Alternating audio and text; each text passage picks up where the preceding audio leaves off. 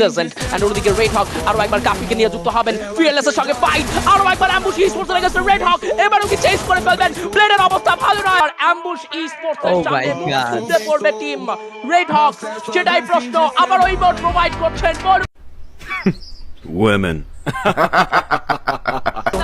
ব্যর্থতা দিয়েই তিনটি প্লেয়ার লুজ করে ফেললো শুরুতে অ্যাম্বুশ স্পোর্টস প্রত্যেকটা ম্যাচেই যেন রেড হকসের তিনটি প্লেয়ারকেই টার্গেট করছে, চারটি প্লেয়ারকে কিন্তু জয়পুর নট তিনটি প্লেয়ারকেই টার্গেট করছে।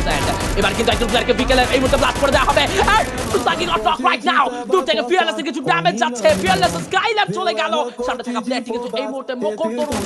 পজিশন স্পট হয়ে গিয়েছে ফিয়ারলেস কি পারবেন সামনে থাকা প্লেয়ারটিকে চেস করতে কে রয়েছেন সামনে এন্ড সেক্ষেত্রে প্লাবনকেও চলে আসতে দেখতে পাবে টিম অ্যাম্বুশের জন্য এবার প্লাবনকে উদ্দেশ্য করে ড্যামেজ প্লাবনকে উদ্দেশ্য করে damage you can do it buddy তবে ফিয়ারলেস কে প্রথম নক ব্লেড কি পারবেন ক্লাস কমপ্লিট করতে ব্লেড কি পারবেন এই মুহূর্তে চেস করতে এবং স্টেটমেন্ট জারি করতে exactly and this is orange কে blade says yes bro emote হবে অরেঞ্জ কে ফ্যান বেস তাদের ডমিনেশন দেখাবে একজন প্লেয়ারকে ছেড়ে দিয়েছো এই নাও উত্তর তিনজনকে চেস করেছি আমি